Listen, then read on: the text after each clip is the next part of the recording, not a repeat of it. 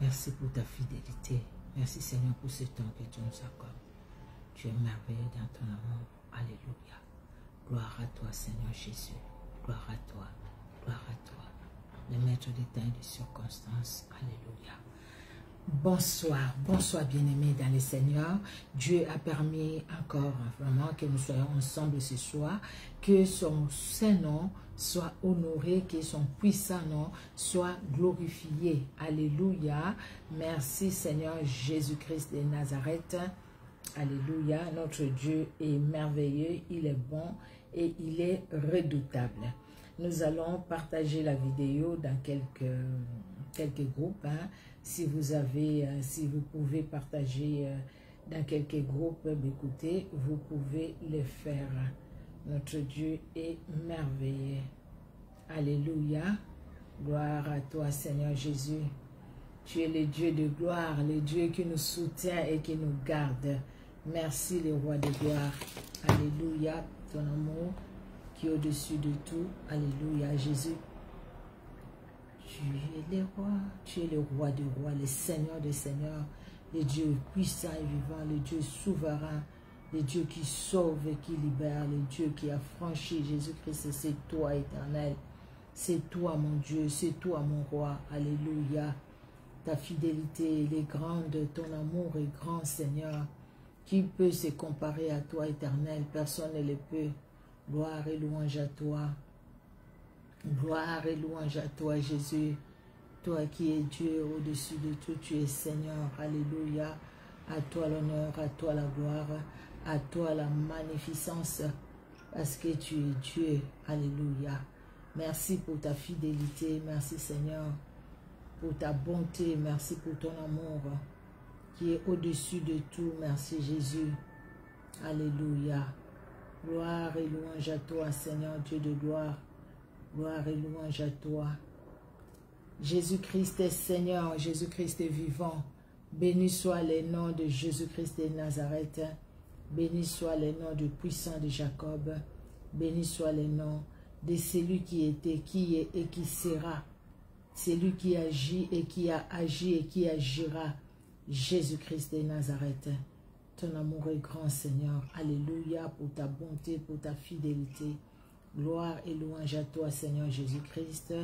Nous allons pas partager partout, sinon après, ça sera un peu compliqué. Merci, Seigneur Jésus-Christ.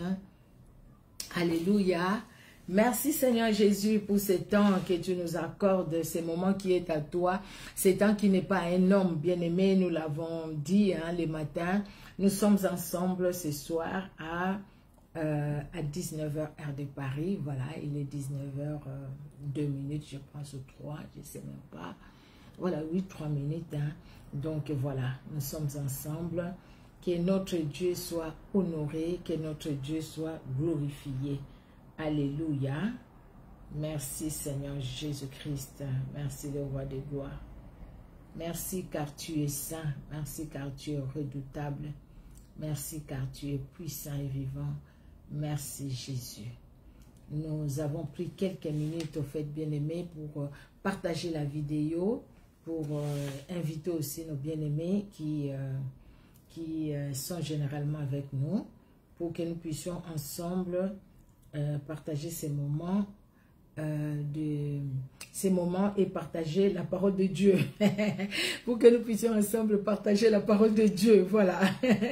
C'est ce que j'allais dire. Nous partageons la parole, la sainte parole de Jésus-Christ de Nazareth. Alléluia. C'est cette parole qui est puissante. C'est cette parole qui est agissante. Qu'est-ce que je fais encore là? Voilà, bien-aimés dans le Seigneur. Notre Dieu est redoutable. Alléluia. Il est vraiment redoutable, ce puissant Dieu. Il est redoutable, ce grand Dieu. Alléluia. Nous allons commencer là. C'est temps de prière. Nous allons commencer, bien-aimés dans le Seigneur. Alléluia, alléluia.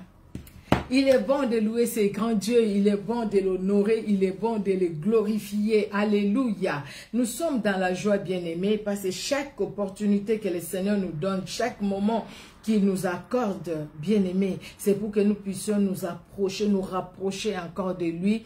Et chaque moment qu'il nous accorde, nous ne pouvons que dire alléluia, gloire au Seigneur. Nous ne méritons rien. C'est sa grâce dans nos vies. Nous ne sommes pas meilleurs que quiconque. Mais au contraire, la grâce de Dieu nous saisit. La grâce de Dieu nous localise. La grâce de Dieu nous a localisés. Et par la grâce de Dieu, voilà, nous sommes ensemble, bien-aimés, en dépit de fortes chaleurs. Mais le Seigneur permet que nous puissions être ensemble. Alléluia. Quand il fait très froid, quand il fait chaud, quand il fait... Mais nous sommes là, la chaleur du Saint-Esprit dans nos cœurs. Nous allons recommander ces moments entre les mains du Seigneur. Éternel Dieu notre roi, nous te disons un grand merci. Oui, ton amour est au-dessus de tout. Éternel Dieu de gloire, tu as veillé sur nous durant toute la journée. Seigneur, tu as été avec chaque membre de nos familles. Éternel Dieu de gloire, tu n'as pas permis une mauvaise nouvelle. Que ton nom soit glorifié. Nous voulons, Seigneur Dieu de gloire, que tu réjouisses toujours nos cœurs. Éternel, car il y a un temps pour tout. Un temps où nous avons pleuré. Un temps où nous étions, Seigneur Dieu de gloire, au Père très saint, découragés. Mais un temps aussi, Seigneur, où tu remplis nos cœurs de ta joie et de ta paix. Seigneur Dieu de gloire, nous te recommandons ces moments. Tu nous connais dans nos faiblesses.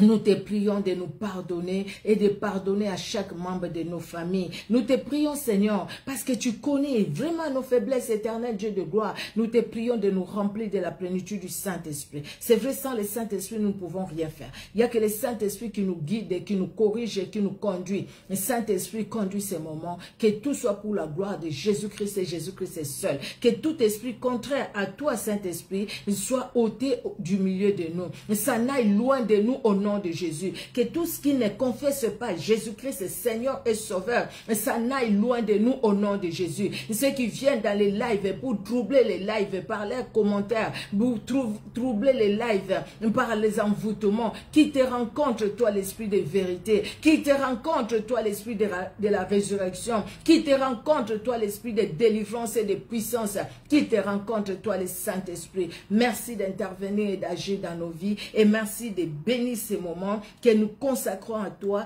que nous te consacrons, Seigneur Saint-Esprit, afin que tu règnes pendant ces temps, règne dans nos vies, dans nos cœurs, règne dans nos familles, règne dans nos maisons, règne dans toutes les situations que nous pouvons traverser, règne Saint-Esprit, pour glorifier Jésus-Christ et Jésus-Christ est seul.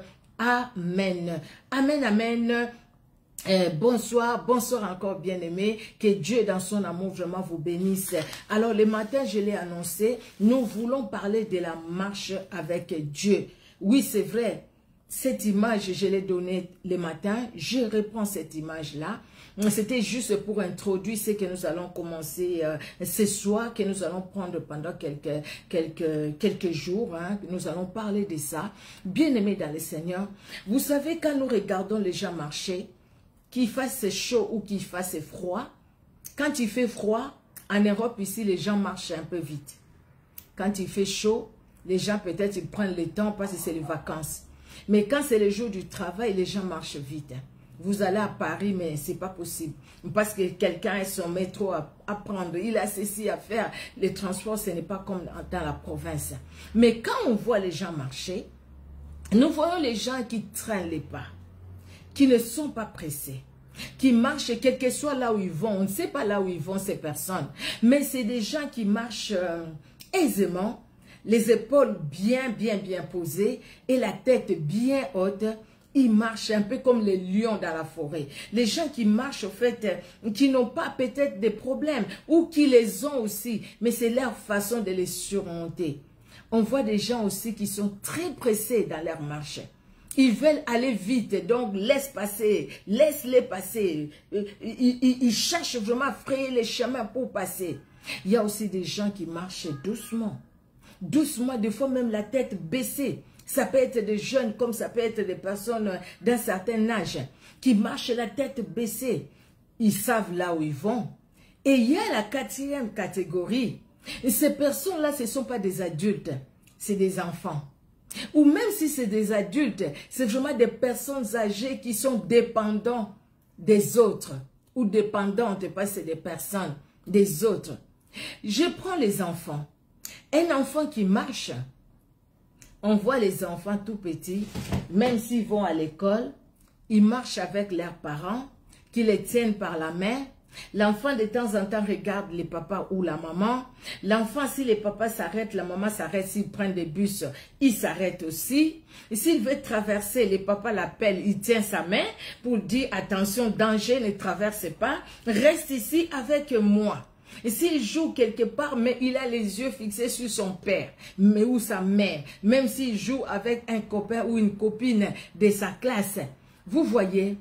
Et nous, ce que nous voulons aujourd'hui, c'est parler de la marche avec Dieu. Ça, c'est la marche dans la vie, la marche physique. Mais nous avons une marche spirituelle. Et dans la marche spirituelle, bien aimé, la marche avec Dieu, il y a ces catégories de personnes aussi.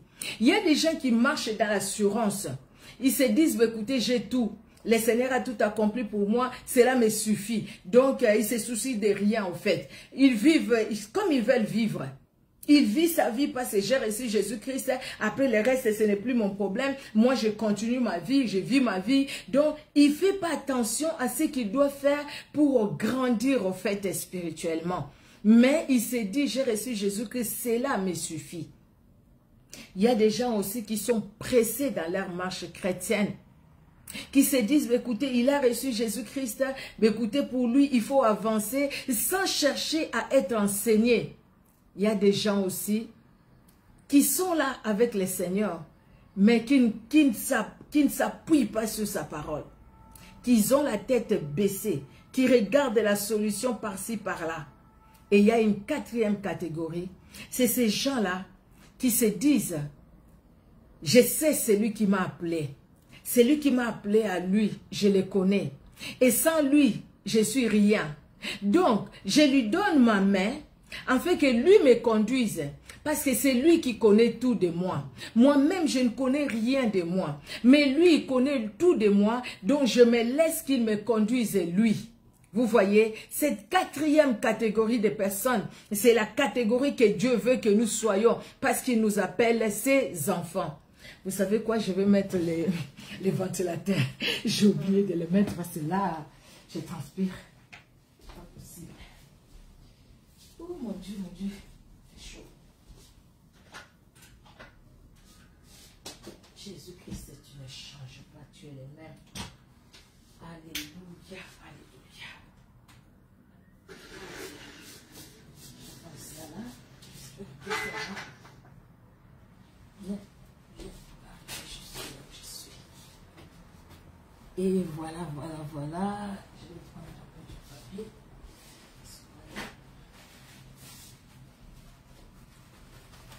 Ouf, la suelle, ça a dégouliné. Parce qu'il fait chaud. Donc là, maintenant, c'est bon. J'ai mis le ventilateur. Voilà. Excusez-moi. Il fait chaud. Alors, quand on parle de la marche c'est quoi? Déjà, la marche physique. Alors, là, je vais prendre mes notes. Quand on parle de la marche, c'est l'action de marcher. Normal. C'est le mode de locomotion qui est constitué d'une suite de pas. Je fais un pas, je fais un autre, je fais un pas, je fais un autre. Donc là, je marche. On ne peut pas dire que je marche si la personne est restée sur place. Donc, même dans la vie chrétienne, on ne peut pas dire qu'on marche avec Dieu si on ne suit pas les pas de Dieu. C'est comme les enfants d'Israël. Ils étaient conduits par la colonne de nuée et la colonne de feu. Quand la colonne de nuée s'est déplacée, ils se déplaçaient. Quand la colonne de feu s'est déplacée, ils se déplaçaient. C'est-à-dire, ils suivaient les pas de Dieu. Quand la colonne de nuée ou de feu ne se déplaçait pas, eux ne pouvaient pas, ils n'avaient pas droit de se déplacer. Vous voyez. Donc, la locomotion constituée par une suite de pas. Avec Dieu, nous faisons des pas. On ne peut pas recevoir Dieu, Jésus-Christ aujourd'hui comme Sauveur et Seigneur et rester la même personne. C'est-à-dire qu'on n'a pas suivi les pas de Jésus-Christ. Vous voyez, bien aimé, ça c'est une définition de Micro Robert. Vous voyez, c'est vraiment une définition de Michael Robert, mais une définition aussi qui nous parle, nous, en tant que chrétiens. Marcher, c'est se déplacer par mouvement et appui successif des jambes et de pieds. Hein? Donc, on fait des pas sans interrompre avec les sols. Donc, on est appuyé quelque part pour marcher, sinon dans l'air, on ne peut pas. Vous voyez, bien aimé dans le Seigneur. Nous remarquons que chacun a sa façon de marcher, c'est ce que j'ai dit tout au début. Ceux qui marchent avec assurance, épaules bien posées, la tête bien relevée. Ceux qui marchent fatigués, ceux qui marchent avec découragement, tête baissée. Ceux qui marchent la main tenue par un adulte qui les conduit et qui dépend de cet adulte, dont un enfant. Celui qui se considère comme enfant, il doit laisser sa main à Dieu qui est le Père pour nous conduire. Alors, nous voulons parler de cette marche avec Dieu, c'est-à-dire pas seul, mais avec celui qui nous tient la main. Alléluia. Donc nous voulons parler de la marche avec Dieu. C'est ça le thème. Nous voulons marcher avec Dieu. Alors, quand nous parlons de la marche avec Dieu, bien aimé, dans le contexte biblique, la marche avec Dieu, ça nous montre au fait un individu et il y a une personne, un homme, une femme et il y a Dieu. Et dans la marche avec Dieu, c'est cette façon-là, au fait, qu'un individu ou une personne prend Dieu. Dieu est le seul maître de sa vie. Dieu est la... donc c'est quelqu'un qui vit par la foi, qui positionne son Dieu en priorité. Quelqu'un qui considère que sans Dieu, je ne suis rien. Quelqu'un pour qui dit, écoutez, moi, c'est Dieu ou rien. Comme Paul le disait, je cours, mais mes yeux fixés vers le but.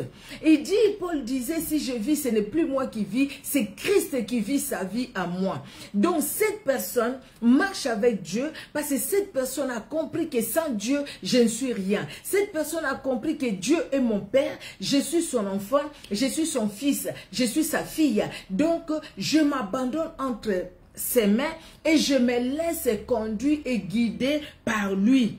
C'est cette personne-là. Donc ça fait allusion à un individu dont Dieu est le centre de tout. Dieu est le centre de sa vie. Dieu est la priorité de sa vie. Cette personne marche dans la foi parce qu'il croit à la parole. La foi ne vient pas en l'air. La foi vient de la parole. Nous croyons à cette parole qui nous donne la foi. Donc cette personne-là, pour cette personne-là évite de se compromettre dans sa vie chrétienne. Donc ce n'est pas une personne tiède, ce n'est pas, excusez-moi, une personne qui a un pied dedans, un pied dehors. Mais c'est une personne qui a ses deux pieds dans le Seigneur Jésus-Christ de Nazareth. C'est une personne qui est là dans le Seigneur et qui ne bouge pas. Donc, c'est-à-dire, je dépends de lui et c'est lui qui est tout pour moi. Il compte sur le Seigneur. Alléluia. Merci Seigneur Jésus-Christ de Nazareth. Alors, nous allons voir aussi quelqu'un qui a marché avec Dieu et après qui a été enlevé. Nous allons lire ça, mais nous allons revenir encore peut-être demain ou après-demain, demain par la grâce de Dieu, sur la même personne. Nous allons voir dans Genèse 5, Genèse 5, alors, nous allons voir dans Genèse 5,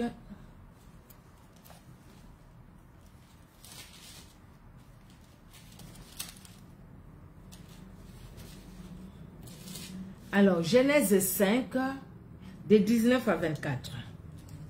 La Bible nous dit, Jéred vécut après la naissance d'Enoch 800 ans, et il engendra des fils et des filles. Tous les jours de Jéred furent de 962 ans. Puis il mourut. Enoch, âgé de 65 ans, engendra Métouchélat. Enoch, après la naissance de Métouchéla, marcha avec Dieu 300 ans et il engendra des fils et des filles. Enoch marcha avec Dieu, puis il ne fit plus parce que Dieu les prit. Enoch qui avait 65 ans, âgé de 65 ans, il a engendré son fils et il a marché avec Dieu pendant 300 ans. Pendant 300 ans, il a marché avec Dieu, il a plu à Dieu, il a marché conformément à ce que Dieu lui demandait. Et après, Enoch n'a pas connu la mort, Enoch a été enlevé. Mais la Bible nous dit, Enoch marcha avec Dieu, puis il ne fit plus parce que Dieu l'a pris, parce qu'il a marché avec Dieu. Si Enoch n'avait pas marché avec Dieu, Enoch ne serait pas pris. Bien aimé, nous savons aujourd'hui que l'Église, nous attendons l'enlèvement de l'Église. Donc, les personnes qui seront enlevées, c'est les personnes qui vont marcher avec Dieu. Si on ne marche pas avec Dieu, on ne sera pas enlevé. Or, Enoch a marché avec Dieu. Il a été enlevé. Il y a des gens aussi qui ont marché avec Dieu, qui n'ont pas été enlevés, qui ont connu la mort, mais ils ont marché avec Dieu et la couronne de la vie les attend. Ils ont marché avec Dieu sur la terre. Quand nous allons vers les disciples de Jésus, les apôtres, nous allons les voir par la grâce de Dieu. Et c'est les gens qui ont marché avec Dieu, ils n'ont pas connu les mêmes sorts qu'Enoch. Ils n'ont pas été enlevés, ils sont morts, mais dans le Seigneur. Ils sont morts en étant attachés au Seigneur Jésus-Christ. Et la vie est devant eux. Parce qu'ils sont morts, non pas en marchant selon eux, mais en marchant selon Dieu. Et en marchant selon Dieu, c'est marcher avec Dieu. Parce qu'on marche selon ce qu'il veut de chacun de nous. Alléluia. Si nous regardons dans la Bible, toujours dans 2 Rois 2, avant de parler des rois 2, je l'ai dit pour Enoch, nous allons voir, pour qu'Enoch soit enlevé, c'est-à-dire qu'Enoch a donné la priorité à Dieu. Comme nous l'avons dit, marcher avec Dieu, c'est mettre Dieu au centre de tout. C'est mettre Dieu, considérer Dieu comme la priorité de tout. Et si Dieu n'est pas la priorité de nos vies bien-aimées dans le Seigneur, les jours où la trompette sonnera, nous ne serons pas enlevés. Parce que le Seigneur dira, Matthieu 7, éloigne-toi de moi, toi qui commettais l'iniquité, je ne t'ai jamais connu. Je ne t'ai jamais connu parce que tout simplement, tu n'as pas marché dans ma présence. Tout simplement, je ne te voyais pas quand moi je marchais. Je ne te voyais pas marcher avec moi. Je ne te voyais pas me donner ta main à ma main pour que moi je puisse te conduire. Ça, c'est ce qui fait peur. Et nous devons changer. Les jours passent. La situation telle que ça se passe aujourd'hui sur la terre, nous voyons que Jésus-Christ revient bientôt. Donc, nous devons changer notre façon de marcher avec Dieu. Marcher avec Dieu, ce n'est pas aller à l'église. Marcher avec Dieu, ce n'est pas chanter à la chorale. Marcher avec Dieu, ce n'est pas intercéder à l'église. Marcher avec Dieu, bien-aimé dans le Seigneur, ce n'est pas écouter les lives tout au long de la journée. Marcher avec Dieu, bien-aimé, c'est obéir à ce qu'on écoute pendant les lives. C'est obéir à ce qu'on écoute à l'église. C'est obéir à ce qu'on chante même dans les chansons qu'on chante pour Dieu. Marcher avec Dieu. Alléluia. Nous voyons aussi l'exemple d'Élie dans la Bible. 2 Rois, chapitre 2. Voilà. 2 Rois, chapitre 2. Nous allons lire du 1er verset au 11e verset. C'est l'histoire d'Élie. Alors, la Bible nous dit, je vais lire. Lorsque l'Éternel fit monter Élie au ciel dans un tourbillon, Élie partait de Gilgal avec Élisée.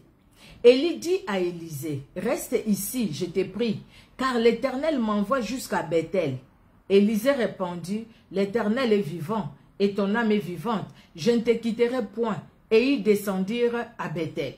Les fils des prophètes qui étaient à Bethel sortirent vers Élisée et lui dirent, sais-tu que l'Éternel enlève aujourd'hui ton maître au-dessus de ta tête? Et il répondit, je le sais aussi, taisez-vous. Élie lui dit, Élisée, reste ici, je te prie, car l'Éternel m'envoie à Jéricho. Il répondit, l'Éternel est vivant et ton âme est vivante. Je ne te quitterai point. Et ils arrivèrent à Jéricho. Les fils des prophètes qui étaient à Jéricho s'approchèrent d'Élisée et lui dirent, sais-tu que l'Éternel enlève aujourd'hui ton maître au-dessus de ta tête? Et il répondit, je le sais aussi, taisez-vous. Élie lui dit, reste ici, je te prie, car l'Éternel m'envoie au Jourdain. Il répondit, l'Éternel est vivant et ton âme est vivante. Je ne te quitterai point. Et ils poursuivirent tous deux leur chemin. 50 hommes d'entre les fils des prophètes arrivèrent et s'arrêtèrent à distance vis-à-vis, et eux deux s'arrêtèrent au bord du Jourdain. Alors Élie prit son manteau, les roula et en frappa les eaux qui se partagèrent çà et là. Et ils passèrent tous deux à sec. Lorsqu'ils eurent passé, Élie dit à Élisée, « Demande ce que tu veux que je fasse pour toi, avant que je sois enlevé d'avec toi. » Pardon. Élisée répondit, « Qui est sur moi, je t'ai pris une double portion de ton esprit. » Élie dit, « Tu demandes une chose difficile, mais si tu me vois pendant que je serai enlevé avec toi, cela t'arrivera ainsi. Sinon, cela n'arrivera pas. » Comme il continuait à marcher en parlant, voici un char de feu et des chevaux de feu les séparèrent l'un de l'autre. Et Élie monta au ciel dans un tourbillon. Élisée regardait et criait, « Mon père, char d'Israël et sa cavalerie !» Et il ne les vit plus, saisissant alors ses vêtements, et il déchira en deux morceaux. Élie et Élisée. Élie, les Tishbites, c'est ce que la Bible nous dit. Dieu l'a utilisé, c'est quelqu'un qui a marché avec Dieu, qui écoutait Dieu.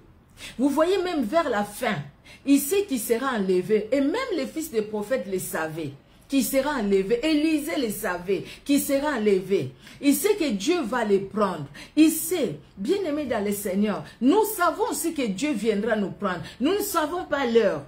Nous ne connaissons pas à quelle heure il viendra. La Bible nous dit qu'il viendra comme un voleur. Nous voyons l'histoire des vierges sages et folles. Ils ne savaient pas quand l'époux viendra, mais ils devraient se préparer. Mais ceux qui ont marché avec, dans les commandements, qui ont marché dans la parole de l'époux ou du fiancé, ceux-là savaient qu'ils avaient besoin de l'huile en abondance, pour que leur lampe reste allumée quand l'époux viendra. Mais ceux qui ne savaient pas, ils ont marché comme ces gens-là qui sont négligents. Ils ont marché dans la négligence. Ils ont pris de l'huile, mais ils n'ont pas pris de l'huile à suffisance, parce qu'ils ne savaient pas à quelle heure l'époux viendra. Donc il fallait se préparer, il fallait avoir une bonne provision. Alléluia. Il faut avoir une bonne provision, bien-aimés dans le Seigneur. Et la bonne provision, nous l'avons que dans la parole de Dieu. La bonne provision, nous l'avons que dans la prière. En étant en sa présence. Et c'est comme ça le Saint-Esprit nous remplit. Nous devons avoir la bonne provision. Comme les 5 vierges sages. Vous voyez. Élie sait qu'il va partir. Élie, Dieu l'utilise. Regardez les 450 prophètes de Baal, 450 prophètes d'Astarté. Ils étaient là. Mais Élie a défié ces prophètes. Parce qu'il connaissait son Dieu. Il marchait avec Dieu. Il écoutait Dieu. Il les a défiés. Aujourd'hui, nous allons voir Israël, venez. Aujourd'hui, les vrais dieux, nous les saurons. Nous savons, nous connaissons l'histoire. Le Dieu d'Élie a répondu par le feu. Les autres prophètes, ils se sont mis des incisions et tout. Ils ont crié à leur Dieu. Élie s'est moqué même d'eux. Élie, nous voyons quand il est allé chez la veuve de Sarepta. Nous voyons comment son fils, cet enfant qui est décédé, et Élie a prié. L'enfant est revenu à la vie. Nous voyons quand Élie a dit il n'y aura pas la pluie, il n'y avait pas la pluie. Quand Élie a dit écoutez, maintenant il va pleuvoir, il a plu. C'est quelqu'un qui était en communion tellement parfaite avec le Seigneur, qui écoutait Dieu lui parler. Vous voyez, bien aimé dans le Seigneur, il écoutait Dieu lui parler. Et Élie, parce qu'il était en communion avec Dieu, parce qu'il a marché avec Dieu, même si la Bible ne l'écrit pas noir sur blanc comme avec Enoch, Élie a marché avec Dieu, il a écouté Dieu, et il savait même les jours où il sera enlevé, lui il les savait. Parce que je pense que c'est lui qui l'a dit aux autres fils des prophètes qui étaient à l'école des prophètes. Peut-être c'est lui ou le Seigneur a permis que tous ils soient au courant. Élie est parti. C'est parce qu'il marchait dans la crainte de Dieu. Vous voyez, bien aimé. Et même plus tard dans le Nouveau Testament, même Jésus-Christ va parler de l'esprit d'Élie. Il va parler de celui qui avait l'esprit d'Élie, Jean-Baptiste. Et sur la croix, quand il disait Élie, Élie, là-bas, Tassania, tout ça, les autres ont dit, il appelle Élie, pendant qu'il n'appelait pas Élie. La Bible nous dit, et mon Dieu, pourquoi m'as-tu abandonné? C'est ce que la Bible nous dit. Vous voyez, bien-aimés. Mais pourquoi on a bien parlé dans le Nouveau Testament de l'esprit d'Élie? Parce que l'esprit d'Élie, c'est l'esprit qui est attaché au Saint-Esprit, à l'esprit de l'Éternel. L'esprit d'Élie est attaché à l'esprit de l'Éternel et l'esprit de l'Éternel conduit les chrétiens. L'esprit de l'Éternel conduit les croyants. L'esprit de l'Éternel conduit tous ceux-là qui s'abandonnent à lui. Alléluia. Ces gens, ils ont marché avec le Seigneur et Dieu s'est révélé dans leur vie. Alléluia. L'Église se prépare à l'enlèvement, je l'ai dit tout à l'heure. Pour cela, nous devons marcher avec Dieu. Et Paul nous dit quelque chose. C'est vrai que Paul a parlé de l'enlèvement. Quand nous allons lire 1 Thessaloniciens, chapitre 4. 1 Thessaloniciens, chapitre 4. Nous allons d'abord lire de 13 à 18. Mais après, je pense par la grâce de Dieu, nous allons tout lire quand même. Hein? Alors, de 13, 1 Thessaloniciens, chapitre 4, oui. De 13 à 18, oui. Nous ne voulons pas, frères, que vous soyez dans l'ignorance au sujet de ceux qui dorment, afin que vous ne vous affligez pas comme les autres qui n'ont point d'espérance. Car si nous croyons que Jésus est mort et qu'il est ressuscité, croyons aussi que Dieu ramènera par Jésus et avec lui ceux qui sont morts. Voici en effet ce que nous vous déclarons. D'après la parole du Seigneur. Nous les vivants restés pour l'avènement du Seigneur, nous ne devancerons pas ceux qui sont morts. Car le Seigneur lui-même a un signal donné à la voix d'un archange et au son de la trompette de Dieu, descendra du ciel et les morts en Christ ressusciteront premièrement. Ensuite, nous les vivants qui serons restés, nous serons tous ensemble enlevés avec eux sur des nuées, à la rencontre du Seigneur dans les airs. Et ainsi nous serons toujours avec le Seigneur. Avec les Seigneurs, pardon. Consolez-vous donc les uns les autres par ces paroles. Nous sommes passagers pèlerins sur la terre. Nous allons rester avec les Seigneurs dans la nouvelle Jérusalem céleste dont Dieu lui-même est l'architecte. Mais pour cela, sur la terre où nous sommes, comme pèlerin, lui où il nous a placés comme pèlerins, nous devons marcher avec lui. Pour vivre l'éternité avec lui, nous devons marcher avec lui. Toujours dans 1 Thessaloniciens 4, Paul dit quelque chose au fait. Le verset 1. On reste frères, puisque vous avez appris de nous comment vous devez vous conduire et plaire à Dieu, et que cela c'est que vous faites, nous vous prions et nous vous conjurons au nom du Seigneur Jésus, de marcher à cet égard de progrès en progrès. Marcher de progrès en progrès. À cet égard, à quel égard? Nous devons nous conduire et plaire à Dieu. Des progrès en progrès, nous devons plaire à Dieu. Nous devons faire les choses, non pas pour être vus des hommes. Nous devons faire des choses, non pas pour que les hommes parlent de nous, mais nous devons faire des choses pour la gloire de Dieu. Nous voulons que Dieu soit honoré dans nos vies. Nous voulons que Dieu soit glorifié dans nos cœurs. Pour cela, bien-aimés, nous devons marcher avec celui qui nous donne la force de vivre dans la sanctification. Et Paul va dire, le verset 2, vous savez en effet quel précepte nous vous avons donné de la part du Seigneur Jésus. C'est que, le verset 3, c'est que Dieu veut, c'est votre sanctification. C'est que vous vous absteniez de l'impudicité. C'est que chacun de vous sache posséder son corps dans la sainteté et l'honnêteté. Pour plaire à Dieu, vous devez, bien aimer, persévérer dans la sanctification. Vous devez vivre dans l'honnêteté. Déjà, de toutes les façons, l'honnêteté aussi, c'est la sanctification, quelque part. Parce que quelqu'un qui est honnête, bien aimé, cette personne-là sanctifie sa bouche, sanctifie ses yeux, sanctifie ses oreilles. Et cette personne-là ne parle pas, ne fait pas des blagues inutiles. Et cette personne-là ne dit pas des insanités, des choses sales de sa bouche. Mais cette personne-là est pudique. Il y a des gens qui sont impudiques impudiques dans leurs paroles. Mais des fois aussi, c'est des hommes de Dieu, c'est des femmes de Dieu. Mais ils ont des paroles vraiment terre à terre. Tu te poses même la question, c'est vraiment un homme de Dieu, une femme de Dieu qui est en train de dire de telles paroles. Même si tu as des jumeaux, comme chez nous, ils disent, ah non, c'est la mère des jumeaux, maman m'a pas ça. Même si tu as des jumeaux, papa m'a pas ça et tout ça, cela ne te donne aucun droit d'utiliser ta bouche pour dire des choses impudiques, pour dire des choses mauvaises, pour dire des choses même pour blesser. Ça aussi, bien aimé, c'est pourquoi nous devons rester honnêtes et vivre dans la sanctification. Et il ajoute encore, sans vous livrer à une convoitise passionnée, comme font les païens qui ne connaissent pas Dieu. C'est que personne n'use envers son frère de fraude et de cupidité dans les affaires, parce que le Seigneur tire vengeance de toutes ces choses, comme nous vous l'avons déjà dit et attesté. Alléluia. Car Dieu ne nous a pas appelés à l'impureté, mais à la sanctification. Il reprend encore la sanctification.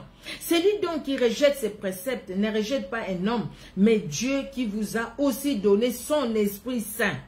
Alléluia.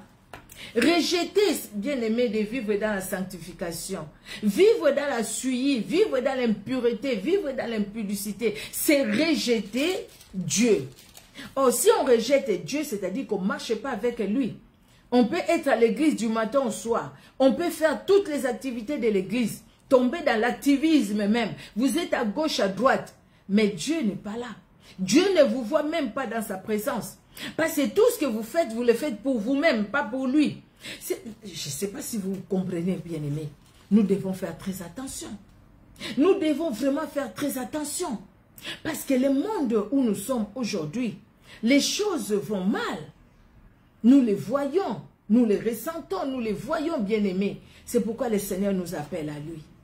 Et Paul ici dans 1 Thessaloniciens chapitre 4, vous voyez, il commence par dire, écoutez, nous devons marcher dans la crainte de Dieu. Nous devons plaire à Dieu. Nous devons faire un effort de marcher de progrès à progrès, de progrès en progrès, dans la crainte de Dieu. Et pour cela, nous avons besoin de la sanctification. Nous avons besoin de l'honnêteté. Nous devons éloigner de nous toute duplicité. Nous devons éloigner de nous toute souillure, que ce soit par nos yeux, que ce soit par nos oreilles, que ce soit par nos bouches, que ce soit par nos mains, par nos bras, par nos pieds. Nous devons éviter toute souillure.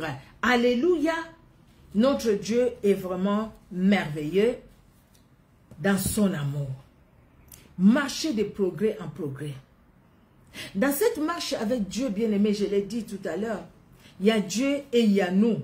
Il faudrait que nous puissions nous accorder. Nous ne pouvons pas marcher avec quelqu'un avec qui on ne s'accorde pas. Lui, il est dans la sanctification. Si nous, nous sommes dans la souillure, nous n'allons pas nous accorder. Lui, il est dans la vérité. Si nous, on tombe dans les mensonges, nous n'allons pas nous accorder. Lui, il est dans la simplicité. Si nous, on tombe dans l'orgueil, nous n'allons pas nous accorder. Lui, il est comment? Dans la sanctification, toute la sanctification. Il est sincère, il est dans la vérité. Et nous, de l'autre côté, comment nous marchons? Comment nous marchons? Nous voyons aujourd'hui, bien-aimés, l'orgueil qui saisit même ceux qui se disent serviteurs de Dieu. Ils font des choses par concurrence. Ils font des choses pour être vus des hommes. Beaucoup le font. J'ai suivi même une vidéo, ce frère-là, j'ai beaucoup aimé ce qu'il a dit. Il dit, faisons attention même dans la louange.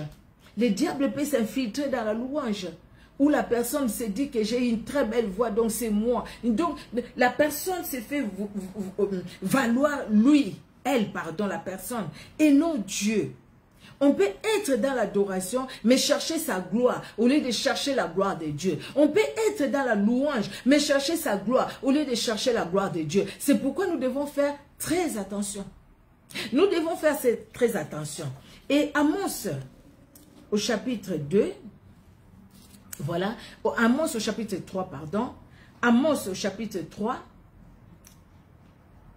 le verset 3, Amos nous dit, je commence même au premier verset, hein, Amos 3, de 1 à 3. Écoutez cette parole que l'Éternel prononce contre vous, enfants d'Israël, contre toute la famille que j'ai fait monter du pays d'Égypte. Je vous ai choisi, vous seuls, parmi toutes les familles de la terre. C'est pourquoi je vous châtierai pour toutes vos iniquités. Deux hommes marchent-ils ensemble sans en être convenus? Comment vous allez marcher avec un impudique, avec une impudique, et si vous n'êtes pas convenus? Comment vous allez marcher avec la lumière si toi, tu es encore dans les ténèbres, tu es encore dans les choses des ténèbres? Tu peux être là, mais sans être là. Tu peux aller à l'église, mais sans être à l'église. Tu vas, tu chauffes les bancs, tu chantes, et puis tu sors, tu ressors comme tu es parti. Aucune parole qui a libéré ton cœur. Aucune parole avec laquelle tu vas retourner avec chez toi.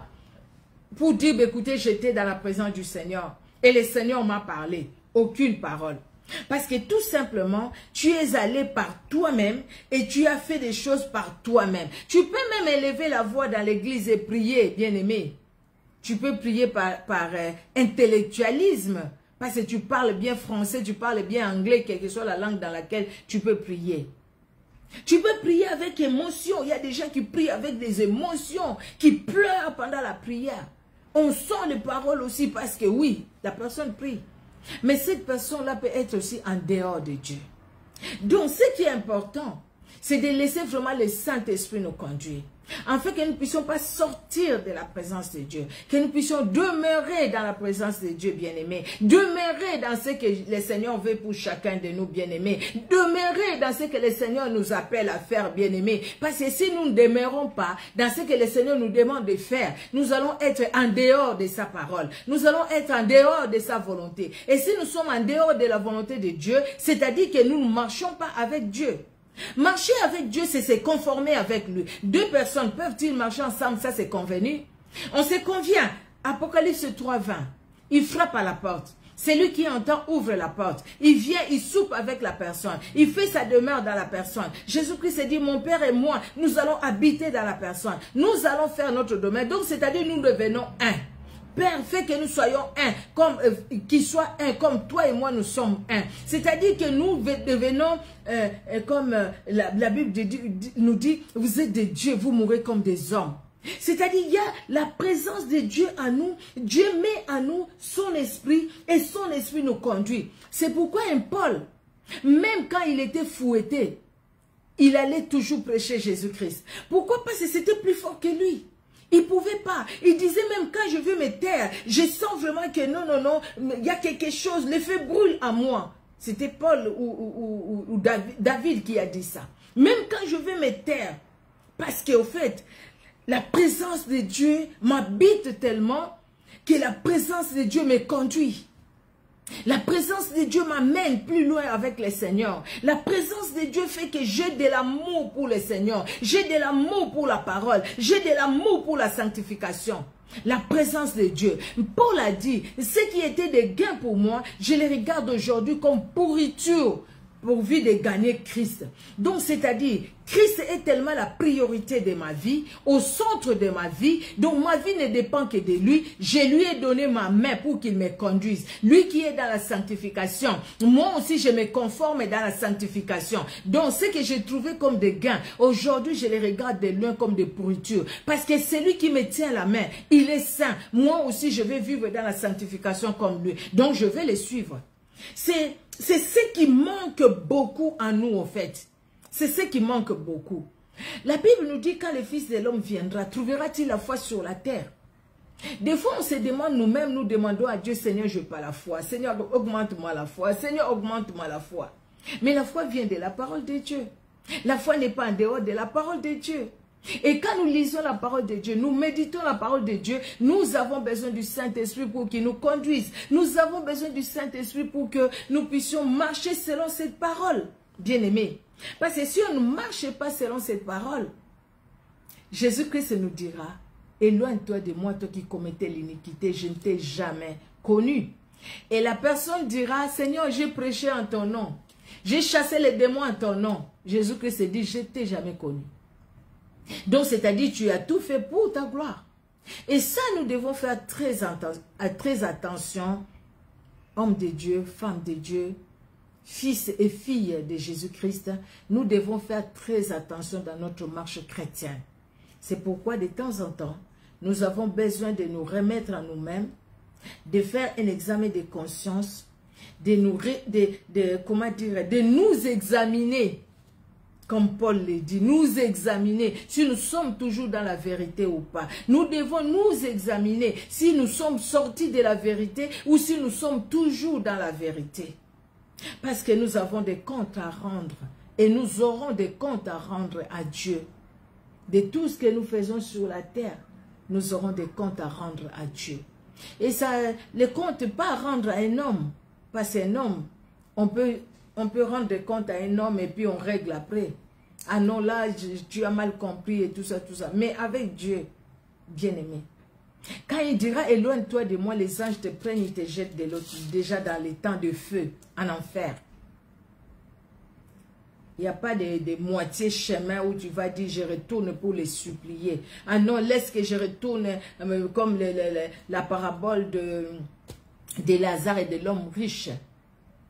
Si quelqu'un de mort peut étonner pour dire à ma famille, qui s'est converti pour ce qu'ils ne viennent pas ici. Ah, trop tard. Ils ont les prophètes là-bas, qu'ils entendent cette parole et qu'ils puissent se repentir. Aujourd'hui, nous avons Jésus-Christ lui-même. Aujourd'hui, nous avons le Saint-Esprit. Le Saint-Esprit nous donne cette opportunité, afin que nous puissions marcher avec lui, afin qu'il nous parle, afin qu'il nous corrige. Des fois, ça nous fait mal quand il nous corrige. Des fois, vraiment, il nous corrige.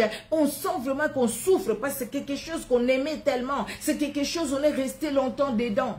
Mais tu souffres et tu dis, écoutez, je préfère encore souffrir dans ma chair, mais obéir à Dieu. Obéir à Dieu que d'obéir à ma chair. Parce que ma chair passera. Mais lui, le Saint-Esprit ne passera pas. C'est pourquoi nous devons toujours rester attachés à l'esprit de vérité. Alléluia, alléluia. Nous ne pouvons pas marcher avec Dieu. Nous ne pouvons pas dire que nous sommes avec le Seigneur si nous ne nous convenons pas avec lui. Et si ce qu'il nous dit, nous refusons d'obéir, nous allons aller à l'église. Au fait, l'église maintenant, c'est devenu, c'est comme à la mode. On va dans telle église parce que l'église là-bas, c'est plein, il y a beaucoup de gens qui sont là-bas. Mais la vie de ces personnes, des fois, c'est plus que même des païens. Des fois, c'est plus que même des païens. Vous voyez? Les gens qui vivent comme monsieur tout le monde, madame tout le monde, c'est des choses que nous devons éviter. Parce que Jésus-Christ ne veut pas ces choses-là. Alléluia, alléluia.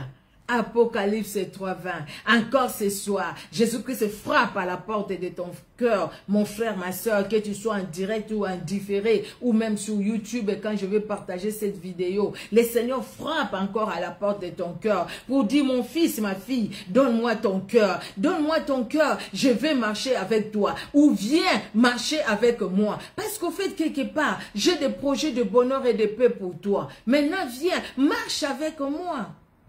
Donne-moi ta main, moi je te conduis, tout simplement. Toi tu t'abandonnes et moi je te conduis. C'est le Seigneur, pas moi. Je n'ai aucune force, aucune capacité. Mais c'est le Seigneur lui-même qui nous appelle. Viens, je vais te conduire mon fils. Viens, je vais te conduire ma fille. Viens parce que tu es à moi. Viens parce que je t'aime. Viens parce que je vais te faire du bien. Viens parce que je veux que tu vives l'éternité avec moi. Dans la paix, dans la joie, dans la louange et dans l'adoration. Ne va pas là-bas de l'autre côté, tu vas souffrir. Maintenant, c'est à nous de dire, oui papa, je te donne ma main. Conduis-moi, ou de dire, je serai là à l'église, mais je vais faire mes choses moi-même. Là, le Seigneur regarde et dit, tu ne marches pas avec moi. Et au son de la trompette, tu vas rester. Tu ne pars pas au son de la trompette, parce que tu n'as pas marché avec le Seigneur. Alléluia, alléluia. Il frappe à la porte de mon cœur, Apocalypse 3:20, je l'ai dit. J'ouvre la porte. Il me demande, il dit, veux-tu que je te conduise ma fille? Veux-tu que je te conduise mon fils? Et moi j'accepte.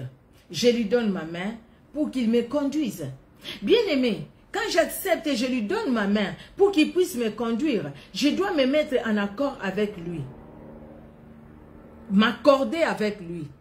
C'est-à-dire lui demander, qu'est-ce que tu veux papa? Il me dit, voilà ce que moi je veux pour que tu restes toujours avec, pour que ta main reste toujours dans ma main. Regarde ce que moi je veux de toi. Et quand il me le dit, moi je dois lui obéir. Amos 3.3, nous avions lu ça. Lui, il a une vision. Il connaît comment sera la journée, comment sera demain et après-demain. Il connaît tout de moi. Avant même que je sois né, il me connaissait en tant qu'il masse informe. Parce qu'il connaît tout de moi, il a une vision pour moi. Jérémie 29.11 nous dit, car je connais les projets que j'ai formés sur vous, projets de bonheur et de paix et non de malheur, afin que vous ayez de l'avenir et de l'espérance. Donc, parce qu'il connaît tout de moi, maintenant, moi je dois m'abandonner entre ses mains afin que lui me conduise. Parce que lui qui connaît tout de moi, lui qui a un plan merveilleux pour moi, il va me conduire que vers les eaux paisibles. Il va me conduire que vers le vert pâturage. Il va me conduire pour m'éloigner du loup. Il sait que de l'autre côté, il y a les lions, il y a les loups qui peuvent me dévorer. Alors il dit, écoutez, non ma fille, mon fils, ne va pas par là, viens, je te conduis de l'autre côté. Et nous, des fois, nous disons, non, non, non, moi je veux aller par là. Et lui, comme il n'est pas, c'est pas un brigand, il nous laisse parce que c'est le choix que nous avions fait. Bien aimé, le choix que nous devons faire, c'est de dire oui papa, conduis-moi. Conduis-moi, parce que c'est vrai, toi tu connais ce que moi je connais même pas. Toi tu vois tout, moi je ne vois rien. Tu connais tout, moi je ne connais rien. Ce que moi je ne connais pas, toi tu connais. Et parce que tu connais tout, je m'abandonne entre tes mains. Que toi-même tu puisses me conduire. Que tu me conduises dans ton plan. En fait que je ne sorte pas de ton plan. En fait que je ne sorte pas de ta volonté. En fait que je ne sorte pas de ta vision. Que je demeure dans ta vision. Que je demeure dans ton plan. Pour moi, parce que tu as un plan merveilleux. Alléluia. Et quand nous nous abandonnons entre ses mains, bien-aimés dans le Seigneur, lui il nous conduit. Il nous conduit. Parce que c'est tout ce qu'il demande. C'est tout ce qu'il veut aussi. Parce qu'il nous a créé à son image et à sa ressemblance. Il a fallu que Jésus-Christ souffre à la croix pour que nous soyons sauvés. Il n'était pas obligé de le faire. Mais il a fait par amour pour nous. Par amour pour toi et pour moi. Par amour pour nous, pour chacun de nous, pour chaque membre de nos familles. Il a fait par amour. Maintenant, il nous demande quelque chose de très simple. C'est comme les serviteurs les serviteurs de Naaman lui ont dit, hé, maître, si vraiment le prophète t'avait demandé quelque chose de difficile, tu l'aurais fait. Maintenant, il te dit tout simplement d'aller te jeter dans le Jourdain. Mais vas-y, jette-toi dans le Jourdain. Cette fois, vas-y. Quand il est allé se jeter 7 fois, la peau a été purifiée, sa peau est devenue comme la peau de bébé, la Bible nous dit, parce qu'il a obéi. Si le Seigneur nous demandait quelque chose de difficile, et si nous allions le faire, les gens qui vont aller vers les féticheurs, on leur demande des choses impossibles, des choses difficiles quand ils témoignent eux-mêmes. On leur demande des choses vraiment impossibles, mais ils les font. Ils les font. Mais vous et moi, le Seigneur nous demande que l'obéissance. En fait, que nous puissions rester dans sa présence. Que l'obéissance, il nous demande. Mais nous avons du mal à lui obéir. Nous avons du mal à lui obéir, bien-aimés dans le Seigneur. Obéissons au Seigneur. Lui, il connaît la route. Il connaît le temps.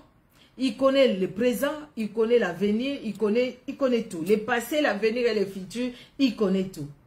Donc, nous devons le laisser nous conduire. Alléluia. Nous devons les laisser nous conduire. Voilà pour aujourd'hui. Nous allons nous arrêter là, bien-aimés dans le Seigneur. Et nous poursuivons demain matin à 5h30. Nous sommes ensemble pour un temps d'intercession. Et nous allons une courte exhortation, mais toujours dans les mêmes thèmes par la grâce de Dieu. Notre Dieu est bon, il est redoutable. Nous allons prier. Éternel Dieu, notre roi, c'est vrai que ta parole, c'est la vérité. Oui, c'est la vérité parce que tu es la vérité toi-même. Tu es la vérité, tu es dans ta parole. La parole est en toi. La parole qui s'est fait chair. La parole qui est venue pour nous sauver. La parole qui est là pour nous libérer. Oh, éternel Dieu de gloire, nous venons nous recommander entre tes mains. Tu connais nos faiblesses, Seigneur Dieu de gloire. C'est vrai que la vie chrétienne, ce n'est pas une vie facile, c'est une vie difficile. Mais nous devons appliquer nos cœurs à t'obéir. Je veux appliquer mon cœur à t'obéir. Éternel Dieu de gloire, à t'obéir. Laissez ma main entre tes mains. Éternel Dieu de gloire, n'est pas Seigneur Dieu de gloire. N'est pas Seigneur, retirez ma main de ta main. Conduis-moi. Conduis chacun de nous. Je veux marcher avec toi. Marcher avec toi dans l'obéissance à ta parole. Marcher avec toi, Seigneur, dans l'obéissance à ta voix, dans l'obéissance au Saint-Esprit. Merci, Père, parce que tu es celui qui nous aide. Merci de bénir, Seigneur Dieu de gloire, toute la semaine, de bénir tous les temps que nous aurons les matins pour la prière matinale, de bénir aussi, Seigneur Dieu de gloire, la journée de tout un chacun. Laisse que notre soirée soit bénie, au nom puissant de Jésus-Christ de Nazareth. Amen. Amen, amen, amen. Que Dieu, dans son amour, vous bénisse abondamment. La servante de l'Éternel, maman Sidonie Diboula. Que Dieu te bénisse, maman. Je suis vraiment, vraiment très, très contente de te voir. Alors, mon frère Jérôme, que Dieu te bénisse. Maman Emilienne, Nga, que Dieu te bénisse. Alors, j'ai vu... qui j'ai vu encore? Ah, mon Dieu. Là, je ne vois plus. Tout à l'heure, je voyais les noms, mais là, je ne vois plus. Ah, Kev, que Dieu te bénisse. Notre Dieu est bon. J'ai vu Naomi et Sul, que Dieu te bénisse. Je suis contente en tout cas de te revoir. Et Sengongolou, je t'ai vu, que Dieu te bénisse. Alors, moi, Nabilaka, que Dieu te bénisse. Bénédicte Oro, que Dieu te bénisse. Alléluia. Que Dieu bénisse tout un chacun. Les autres, non, je ne vois pas. J'ai vu des gens entrer tout à l'heure là. Mais après, je ne vois pas. Mais écoutez, que Dieu bénisse tout un chacun. Soyez bénis richement, vous qui étiez là, vous qui allez suivre en différé, que ce soit sur Facebook ou sur YouTube. Vraiment que Dieu vous bénisse quand nous allons partager la vidéo. Soyez richement bénis et on se donne rendez-vous demain matin, 5h30 pour l'intercession matinale. Soyez bénis. Au revoir.